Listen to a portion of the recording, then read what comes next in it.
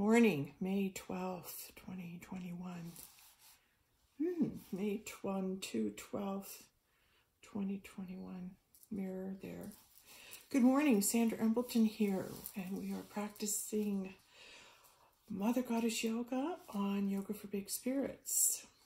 And I haven't been making any yoga videos for a while. I don't know, just stuff has come up and it just hasn't happened. So I just had an epiphany as I was getting ready in the kitchen to have my own show, in the sense that it'd be like a morning show, but you'd follow me around and we would practice how to live a spiritual life together so that you can see what it's like operating and living in the 5D, in the awareness of all that is and what speaks to you. So being a spiritual individual, what we want to do is be able to interpret the signs as they come to us, but be able to integrate it. Okay, so I'm going to give you an example first off. I'm starting to get ready to turn on the video, and I hear, you need an emerald, you need green, you need that emerald scarf. And I went, oh, okay. And then I went to my closet and got it. And then, of course, now the question is, well, why do I need an emerald scarf? Why is it important this color appeared today? Because it's sending out a frequency. It's sending out a message to you. I'm not sure what that is just yet. So because I don't have the knowledge, you haven't learned that yet, the metaphysical meaning of emerald. Because I would look that up then, because if the universe is saying you need a scarf, then it needs to be that color. And it showed me, I have to wear my mystic topaz today too. It just called to me, so I listened. So I'm not sure what the meaning of emerald means, so let's do this together. Let's look it up together, okay? First of all, before we start our practice, we're inviting in Mother, Father, God, the Grail and the Christ, the Holy Spirit, Spirit of Truth. We call that in, all right? Now we want to honor God, Goddess. So the Mother, Father energy, the Goddess energy. This is a Goddess candle, actually. And I just love the smell. It's like, everything inside me goes, isn't that everything feminine? And yet there's a mystery to it. It speaks of femininity. See, I'm taking a moment to hear what the universe is saying about it and why this is the Goddess candle. It's just an honoring of the feminine. And this is an okay practice now, and a much welcome practice, simply because the more receptive we are to the Mother Goddess and the feminine energy coming forward as a powerful presence in order to move us all forward.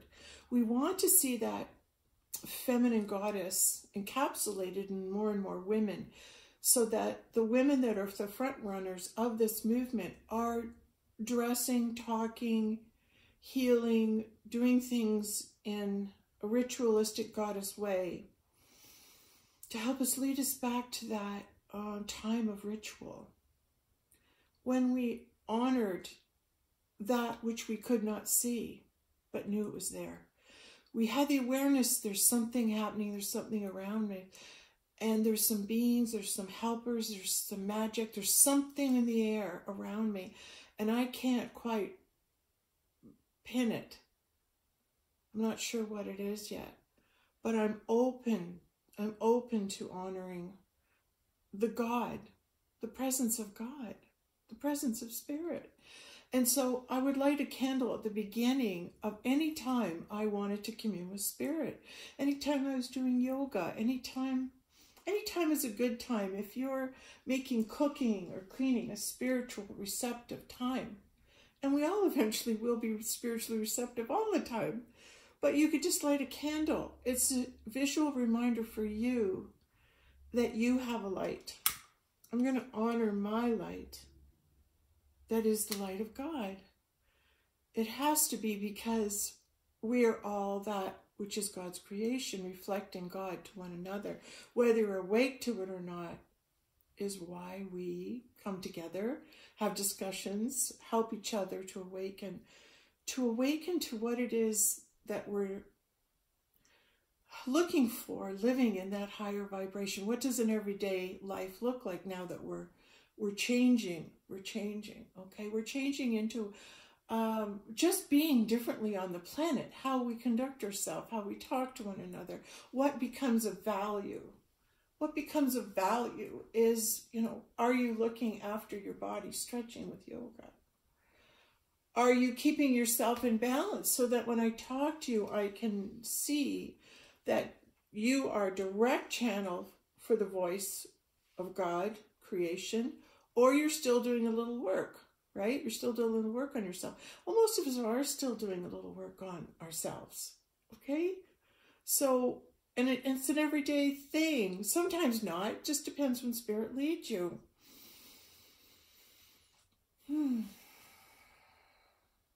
Let's get back.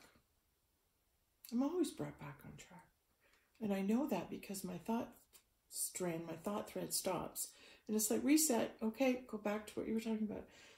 I'm lighting a candle reminding me that I am one with Creator Source. And that I have the awareness that when I'm in the dark, meaning the lower vibrational frequencies that I exist in, that there's always light. Light is always possible. Light is always possible. But it also, for me, shines a light that says, I honor you, God. I'm here in the darkness and I'm demonstrating my light through this lighting of the candle. It's just a demonstration of saying, I honor you, God. I love you, God. I'm present. Bring in your light. My light's this little light of mine. I'm going to let it shine. This little light is mine, but I know that you are the light. So God, bring in the light and light me up. Light me up in that so much as I can acknowledge that this is actually God lighting up. And I'm hearing what I said. Is it okay if we let God light up in us? Is it okay if we let the idea that the face of God was and is only Christ?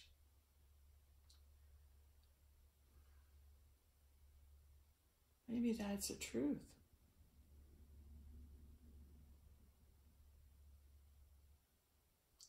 And the awakening process is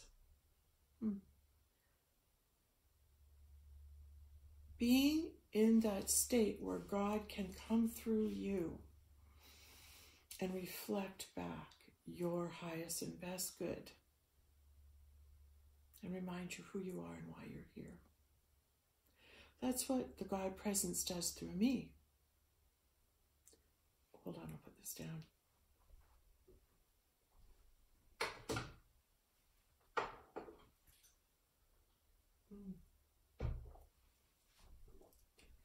The God presence through me and the awareness I have of the understanding of that when I am one with my Father, all that the Father has and all that the Father is comes through me. Because I'm one with the Father. All that He has is mine.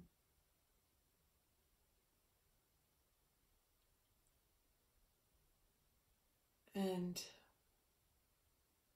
I just have to let myself receive it without moving into wanting. As I was getting prepared today, I was sticking my head out the back door and I was thinking, the thought came, I wasn't thinking, I was not thinking.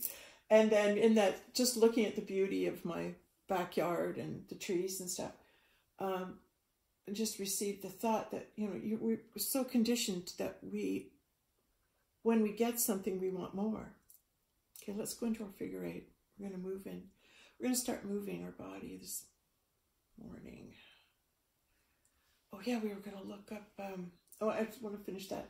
Anyway, I just heard that we've been conditioned to buy. We've been conditioned to society that we ourselves are not enough, but to be better, we need to buy this, wear this, go here, do this, have this. wear this, like all these things we have to do, look like this, to be happy. We need them. We need them to be happy. And moving into that awareness that before, everything was always about how much money can I make from you? And isn't this a great idea that you can't live without? And then you going, yeah, I guess I can't. I guess I can't be happy looking like this. I better take these diet pills. I'm eating wrong. I'm not okay. Hey, oh no, I'm not okay. Believe me, myself and many others spent a lot of time worrying about being okay. You've no idea how much I have gone in and out of the yelling at myself that I'm not looking the way that everyone thinks I should look and feel, and I've been feeling really good. And then just maybe I'm okay the way I am. That's such a wild concept. And if I totally surrender my health up to God and my appearance, what would that look like? What if it's just the way I am? And it's myself that's been out of alignment, accepting that I'm perfect the way I am, because this is the way I am right now. So if we have to start at 0 point, we're moving into our figure 8, right? Lifting up the shoulders, really feeling the hips, pushing them, starting to move the body, starting to relax the body.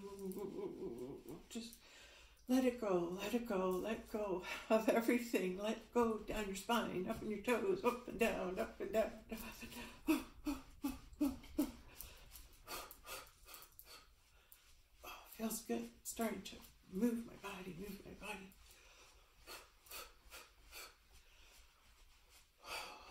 Feels really nice to do this. You know, I think there's also a conditioning is that, oh, we have to do yoga every day. We have to do running every day. We have to do this every single day. And I know that I just watched something that says get in the same routine every day. Maybe that's an experiment I should try, just doing a video every morning, get up doing one class every single day. Is that, now I ask myself, is that where I'm to be? Well, I guess we would see if it happened, wouldn't we? Because you can have an idea, hey, wouldn't this be great if I do this and work out and do 20 sit-ups and do that, you know. What if it just happens and you don't have to worry about it? What if your body lets go of weight and you don't have to worry about it? It just happens. And what if you get all that you need without having to want and worry that you don't have something? And what if you fell back into that past knowing of yours that said, oh yeah, everything I need comes to me. What? Everything I need just comes to me, just shows up even before I know I need it. It's like this is happening, this is showing up. Well, what are, you know, I was just saying I needed a pie plate the other day. And the next thing you know, you're at a garage sale or something, or a neighbor's moving, and hey, I got a couple pie plates that I can't use anymore, would you? And that's how the universe operates. It operates when you let go of what you think you need, and then the universe just brings you what you need. Oh yeah, let's, without further ado, because I just received the realization of it. Again, just the knowing, the message came through, right? And this is what it's saying. I wanted to tell you, why did I reach for this scarf? So let's look up emerald together. And the metaphysical meaning of emerald. So I always look up first the metaphysical reading, and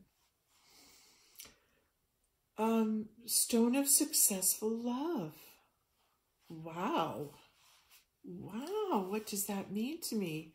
What does that mean to me? That this color that the universe was saying to me, go and put this on before you start your video.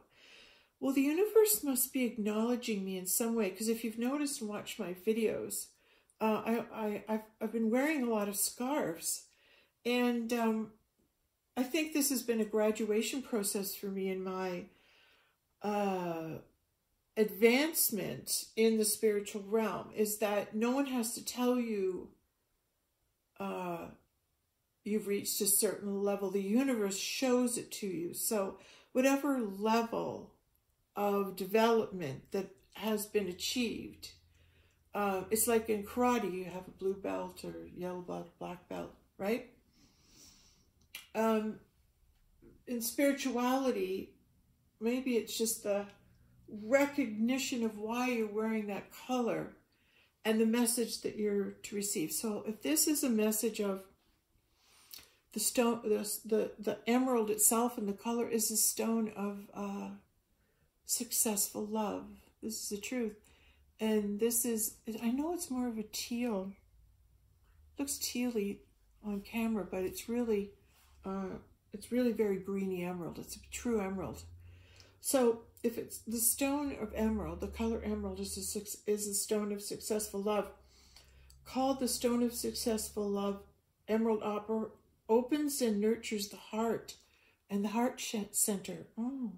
It's a soothing energy providing healing to all levels of the being and bringing freshness and vitality to the spirit. Wonderful. A stone of inspiration and infinite patience. It embodies unity, compassion, and unconditional love. Now, is the universe bringing this color to me because it's something I am needing?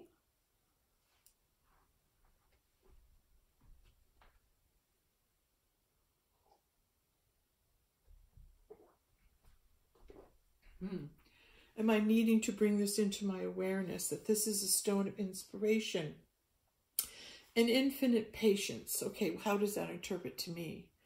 This is to inspire me to listen to my new thoughts, my creative thoughts that I continually receive, and have the patience to see them come to fruition, right? Have the patience to see them come to fruition. Successful love opens and nurtures the heart.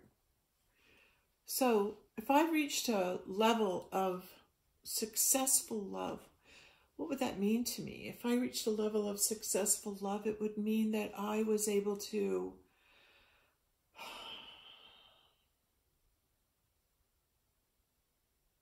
be the love of God. Yes, I've always aspired to that, is that the love that I have for God, that it could be shared with others, that others could see that light and that relationship that I have with God, and that if they needed some love from God, they could come to me and I would give them that love. I would give them the love that God would give them, God being a woman.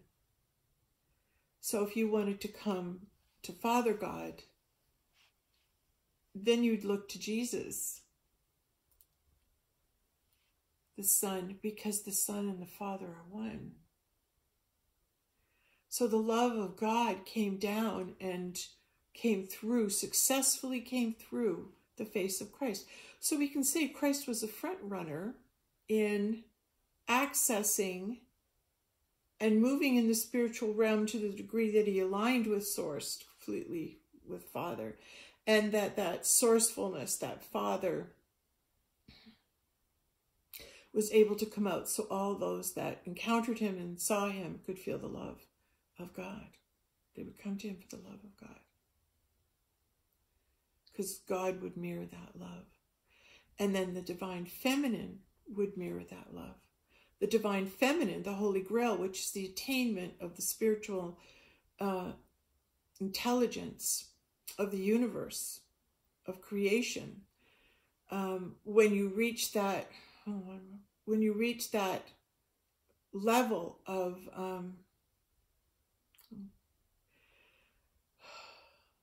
ability, in that you step aside and allow God through.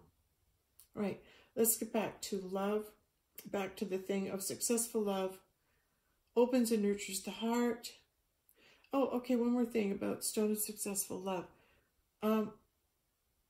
I believe my testimony to the experiences that I have had speaks to the fact that this is an obtaining of acknowledgement that I am successful in mirroring and loving another and allowing God to use me to love them. So I've had that experience of loving Christ and being the love of God to Jesus, being the feminine that God could come through to love the masculine who is Christ. I've had that experience for a year. So having had that knowing and knowledge and be able to successfully love someone until they were able to be one with God again, that's a successful thing, to be able to love that much. And it's really allowing God to come through you and forgive everything is basically the secret. No matter how much people upset you or they say things, just forgive everything, because they're just in their humanness working through their stuff. The real thing that matters is that God sent you to love them, that you love God.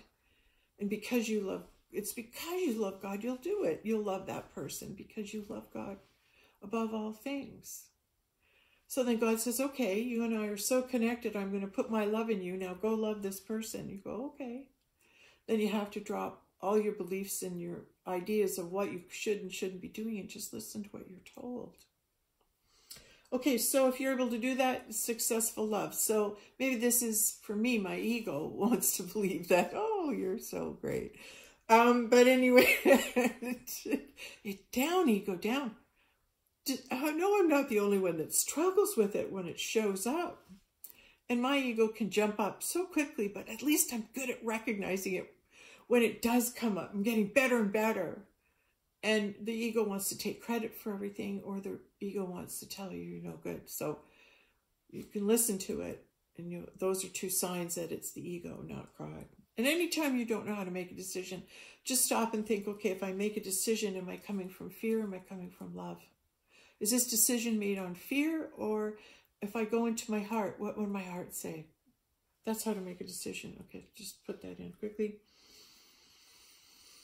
It embodies unity, compassion, and unconditional love.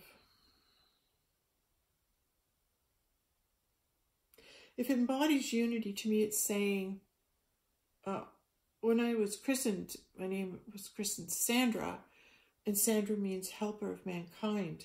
It really was a good name to give me, because all I really do is want to help mankind. And I had to learn that about myself.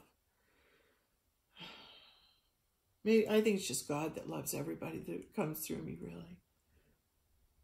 Okay, and compassion and unconditional love.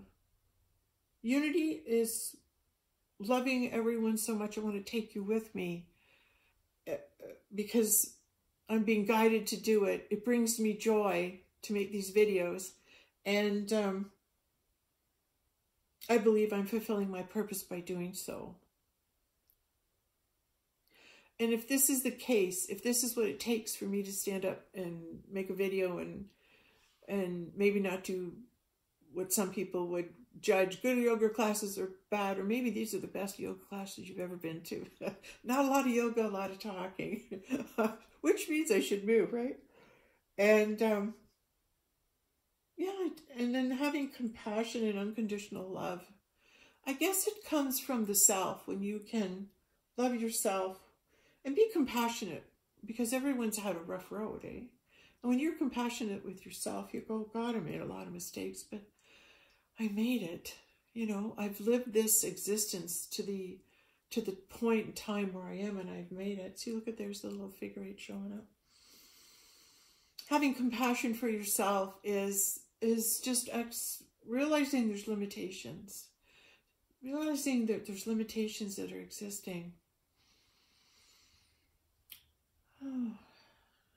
And we can't be all things to all people. And if we have compassion for ourselves, we're going to just take a moment every once in a while to sit down and remind yourself of the things that only you know, that you take in, that you put up with, that you, all the infractions that have been committed against you, the hurts that you've collected. A lot of people just absorb it. You absorb it. You absorb it. You take in all the stuff that's happened, and truthfully, those who are awakened give it to God immediately. And like, you know what? I know they're saying that, but it's not them. I know this is happening, but I'm not going to worry. It's like anything that's a negative or an upset or a drama is taken in immediately, and it's just, everything's okay. This is meant to be. I just can't see it. I just can't see it. Everything's okay. It's meant to be. This is happening. It's okay. I'm just meant to watch it and see it. And the meaning will come later. Who knows? Maybe not. Maybe it'll just go by when you're in that acceptance.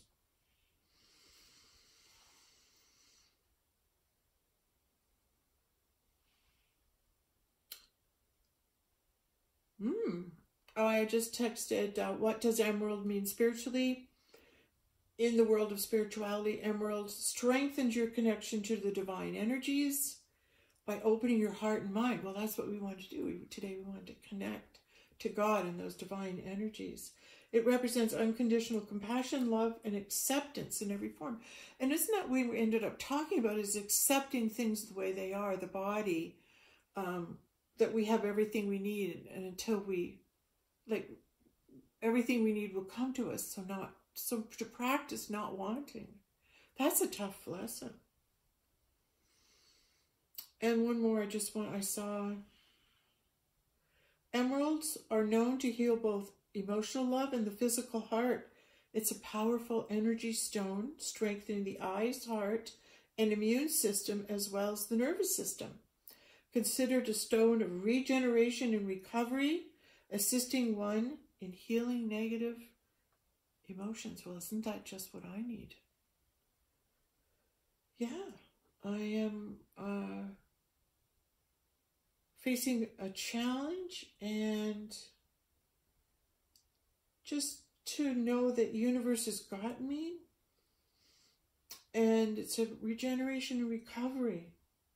Regeneration is good because I'm needing to regenerate something and recover, and I'm in that process.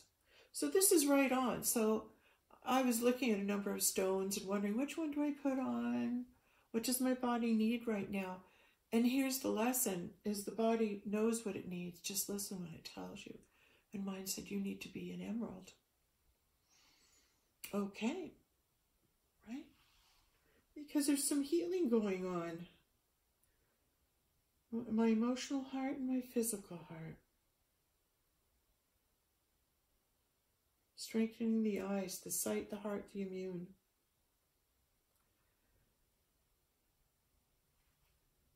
I'm always looked after. It's like, thank you, Spirit, Universe, for bringing me the information I needed. All from me just telling me to wear this color.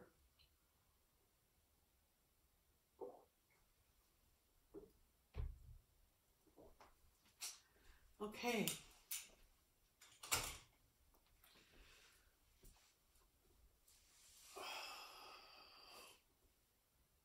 Okay, I'm just giving a nice stretch back.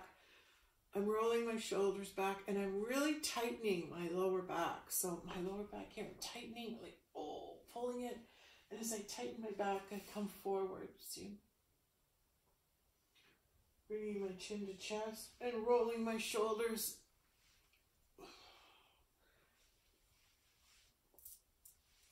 I think we're going into back bend. So in back bend, I'm tightening my buttocks. I'm coming forward, bending the knees. I've got my hands together. I'm clasping up. And I'm lifting up through the torso, going side to side. But I'm pushing back with my hands. So as I tighten my back and I push forward and lift up, push through the top of the hands. And now that's stretching the front of the belly. Bring your chin to chest, drop your arms back, bend the knees, breathe, in and out through the mouth. The the more you drop the hands back, the deeper the stretch. Keep pushing away. Side to side. And then you can bring your arms up and around and bring them to the back of the thighs. And again, and just lightly taking the index fingers, just pushing the bottom and the thighs forward, deepening your stretch, pushing into the belly. Rapid breathing.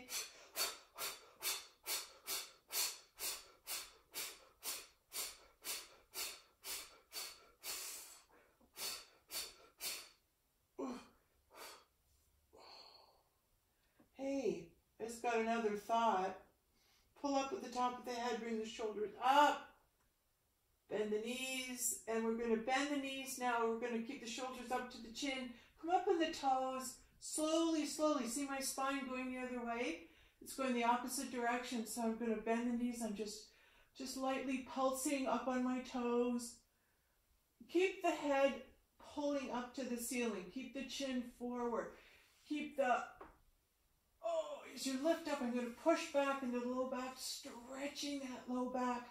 Coming down, hands on the knees, keep lifting.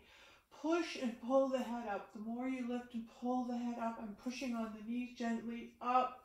And again, getting the most I can out of that back stretch. Chin up, looking up, pulling up, pulling up, pulling up, pulling up. Pull that spine down and drop your chin to your chest. Oh, hands come up.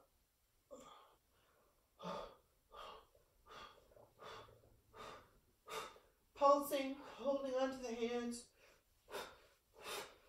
We're now really pushing to the belly. My hands are clasped together. It's like I'm up. Boom, boom. Pushing the hands into the ground. Pushing the tummy. Coming up and down. Pushing on the soles of the feet. Oh, and hands come up. Lift up the elbows. Point the fingers, palms together. Side to side.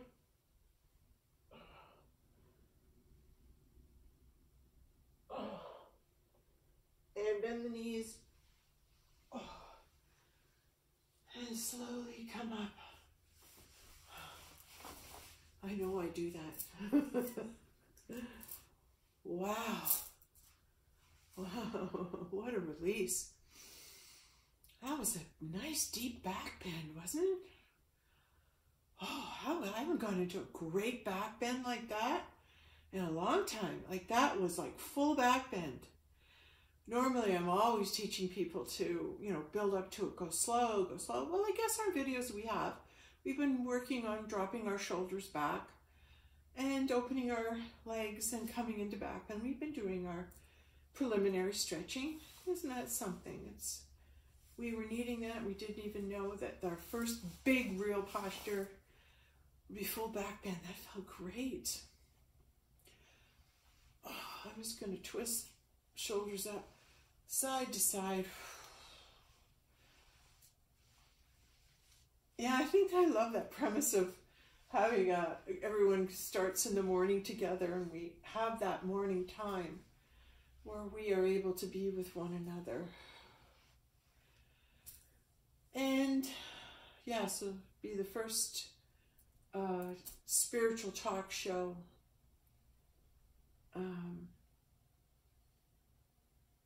Yeah, it'd be like coming in the home of a spiritual person, and this is how they live their life. And yeah, then the universe will just bring people here. Eventually, I'll have guest stars. They'll just come. They'll just want to be on the show. Wouldn't that be fun? Let's just have fun. That would be the most fun job. That would be the most fun job for me. Well, it's like when you're a teacher, you just want to teach. You just want to share what you've learned, right? You get to that point where it's just like you've been on your journey for a long time and you realize, you know what, I think I'm meant to help people along the way, like kind of help people awaken and understand that it's like we remain here with our body,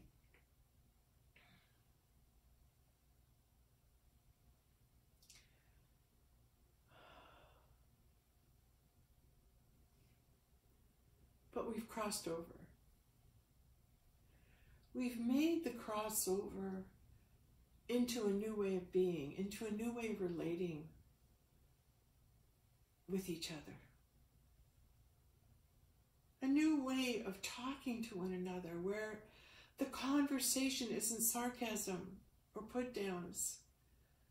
The conversations switch to that which are meant to happen.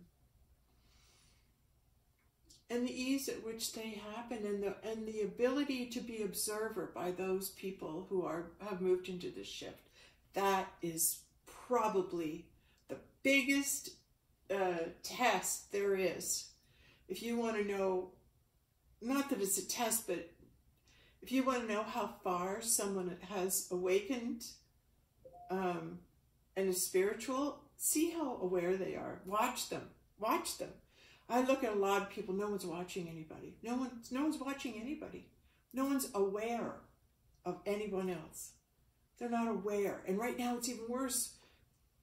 People just ignoring you, walking by and pretending, you know, we're all diseased or something. Yeah, so that ease of being able to watch someone and how easily a conversation can evolve with another being who's also awakened. If you are a truly awakened being, you'll watch another truly awakened being watch other people, because it's like they're going, are you aware of what's going on right now? Because so many people miss the beauty of what's going on. So many people miss the connections they're meant to make. So many people are maybe caught up in judgment, where they've made judgment about something or someone, and their inability to release that judgment always paints that person you've judged with the same brush, so that person has no chance of coming back to you a changed person. Or, hey, I just received this information, now I see your point of view. Oh, okay. Yeah, it's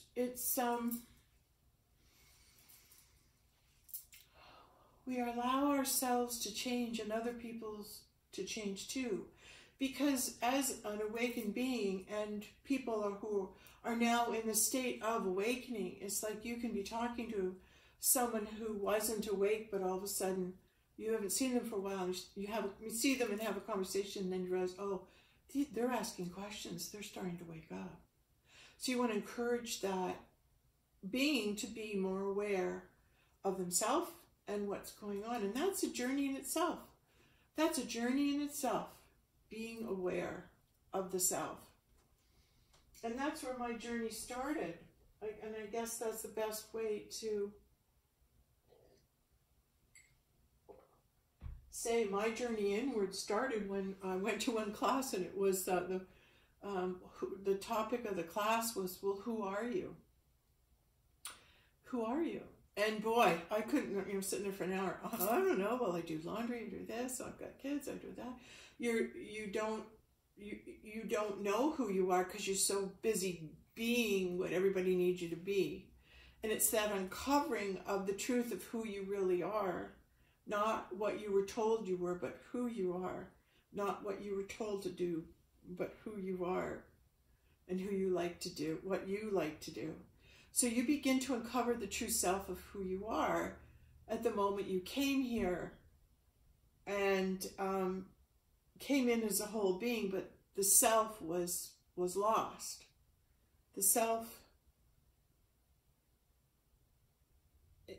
I just feel it's a process that we go through where we experience the death of the self in the 3D. And that experience of witnessing your death, meaning when you as a soul came in and abuse took place, and that was your death. That killed who you came in as, and that light has put out, and you no longer follow your heart or your spiritual nature. You just simply comply to what you're told to do. And that is the death of the self. It can happen at a very early age. But to put someone to death is to and kill that soul. It's your journey this lifetime to revive it. It's the journey of going into the self and finding that little child and loving the little child that you are, that you came in as, because that little child still carries your happiness, still carries your light. And that's what you want to access. You want to go back to the childhood, like Dorothy goes through Oz and starts the Yellow Brick Road at the beginning, which is in her childhood. When you journey back and you find out how you, as a light being that came in here, felt that abuse or that betrayal, and it caused you to lose that light, and then you become anesthetized and in the program. So the matrix, so to come back out is to go journey inward, find out all the parts of you that existed this lifetime. And in other words, your journey from the beginning to your childhood, go back over it. Try and remember what it was like for you and what you experienced and who you saw yourself as. And to forgive yourself for things you did in order to survive a situation where maybe there was no way out for you. Maybe you weren't heard, maybe you were lonely, maybe you've been picked on. Maybe you were just miserable. Maybe you were happy, but, you know, it was like, find out who that little child is in you. And then you go back, and if your little child was wounded, you nurture it back to health. You love that. You love that little child. And as you love that little child, and you start to see, I love that little child. It's like, God comes. God, just ask God to enter in and help you on this process. And the more you learn about you, the more you learn about God. That goes hand in hand. It goes hand in hand. I can't tell you what a miracle it is, but it truly is a miracle that when you ask God to enter in and help you right now on your journey to heal that little child, to heal that self that came in as the light being, and understand that it is the process, nothing more, and you did what you needed to get to here. But now that you're here, wake up, wake up. Wake up, you're the light beings that were sent, that we're here to love. We're here to love ourselves and to be the vessels for God to love others. That's what we're really here for. Hard to believe that that's just our mission, that that's what's really important, because you get very caught up on what's going on in the world, right? And what's happening out there. So, and I'm very guilty of that too. It's like, I want to know what's going on, but at the same time, I find I can get locked into the drama of it. And without knowing it, my vibration falls. And then I have to bring myself back up into balance. And one of the other things I've learned, and this helps immensely, is when you're in the fear or whatever, or the worry.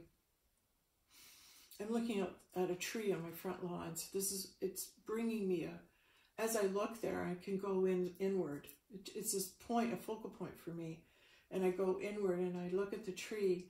And this is the trick I learned. It's when you still yourself and stop and you look at that tree in this moment, and you breathe into it and you really look at it. It's grounding. It brings you into the moment, because it says, no matter what chaotic stuff's going on in the world, I'm always here. I'm always fixed. I'm always stationary. I'm never changing. And in this moment, you standing here, looking at me, is everything okay? Are you quiet? Are you still? Are you okay right now in this moment? Yes. Could anything harm you? No. In this moment, is anything harming you? No. In this moment, I'm in my living room and it's quiet and it's a beautiful sunny day and the wind is blowing. And I'm breathing in and I'm standing in my living room and I'm feeling my feet and my energy going into the ground and grounding me like that tree, knowing that in this moment, I'm okay. Things can come and go, but I'm okay. Right now, I'm safe. In this moment, I'm safe. Feel it. Feel how safe you are. Nothing going to harm me.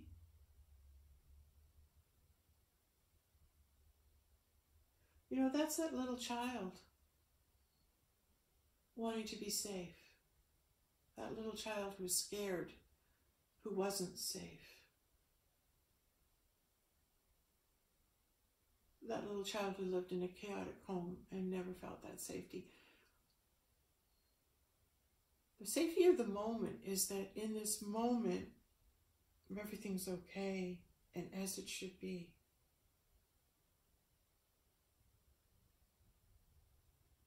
And whatever you're fearing doesn't have to happen. It might not happen. The change that you think is going to happen might happen differently. Maybe the horrible, awful outcome. Oh, that didn't happen. Oh, something better happened. Something more loving happened. Something kinder happened. Something gentler happened. Yeah, oh, it wasn't what we were fearing. Oh no, it was something wonderful how it happened. It happened in a flash. And everyone woke up. Everyone went, whoa, hey. I'm waking up and this is where I am and this is what it looks like. And these are my neighbors and this was all meant to be. And I actually believe they're like people, all your neighbors now, even if you're disconnected, you'll remember who you used to be in a past lifetime in a village that you lived in, that you loved one another. Because right now you're all together, you just can't see it. And including myself. Like I have that awareness. I don't know who everybody is though. And it'll be interesting to see how I can love my neighbors. Because when you love your neighbor as yourself, that's in the higher dimensions. In the kingdom of God, you love your neighbor as yourself. And that's why it's such a difficult thing to do in 3D. Because all you see is your differences. But in 5D, all you see is your light. Now you're all the light of God.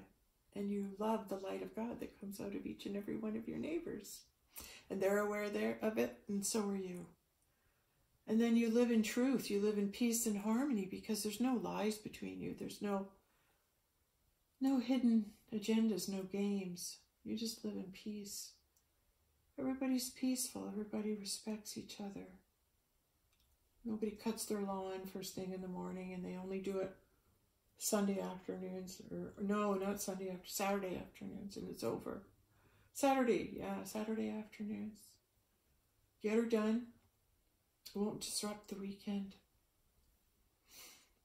And the peacefulness that we have together on Sunday. We all have a hammock in our backyard, by the way. And on Sundays we have some fruit and we lie out in our backyard on our hammock and we just commune with God. We just listen. We just listen to God. You can start in the morning, spend the whole day Sunday listening to God, or the afternoon, or whatever time you have. If it's the morning, just have that commune with God. And you'll love it so much that not only will you do it Sunday, it'll start becoming a daily thing. Where you just You know, take your coffee, sit out the front, commune with God.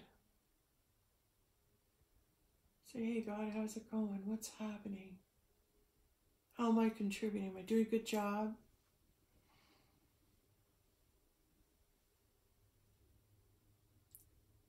It's like the world's in a crazy place, but I know you've got us.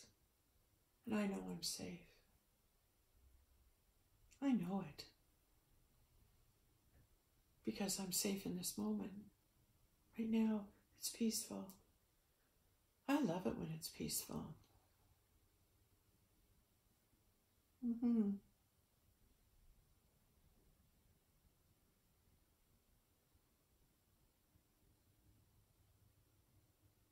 The quieter I am, I can listen for God. I can listen for the voice. Isn't that funny? But that's what it requires, and yet look at all that's come in the way of it. How we've changed our day of commune with God. We've made it only a day, and then now we've made it no day. So bringing back God is bringing back that commune time with God. So when we hold that commune time with God as sacred, so maybe one of the first things we can do to awaken everybody is bring back nobody works on Sunday. Nobody works on Sunday. Wouldn't that be a sign to show the world that we're going to take a day to honor God? What if we brought that back and brought back prayer in the school? Maybe let's get behind what really matters is nobody works on Sunday. That's our commune with God.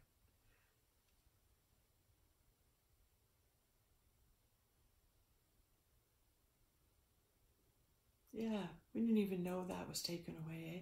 Maybe so many of us as parents all of a sudden saw it, the changes. All of a sudden your kid wasn't home on the weekends.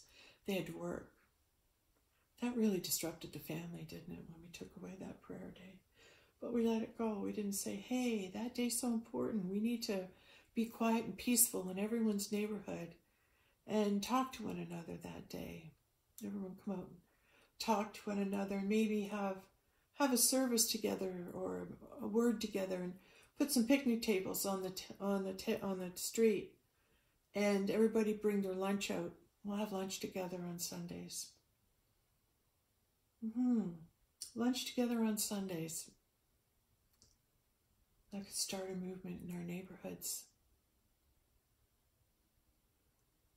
Oh, I love that idea. It's not mine. Came from you know who. Well, it's a way of honoring God, isn't it? So we're saying we have to find ways to fight, to be peaceful, to be free.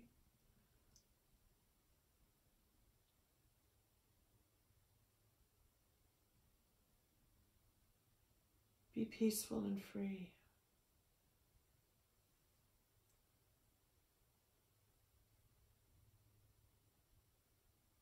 I'm really visualizing everybody bringing their picnic tables up and everyone having lunch together on Sundays.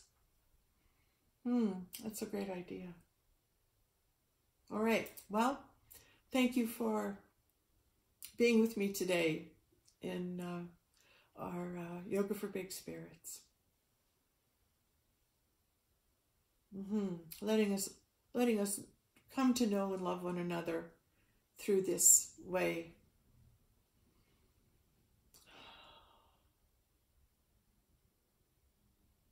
I really do love to teach. It's something that I think God gave me the gift of it. So to use my gift is to teach. And as a student, when you're searching, the teacher will show up. And as a teacher, when you're teaching, your students will show up. So being proactive and being awakened, I am doing my best to be my purpose. Thank you.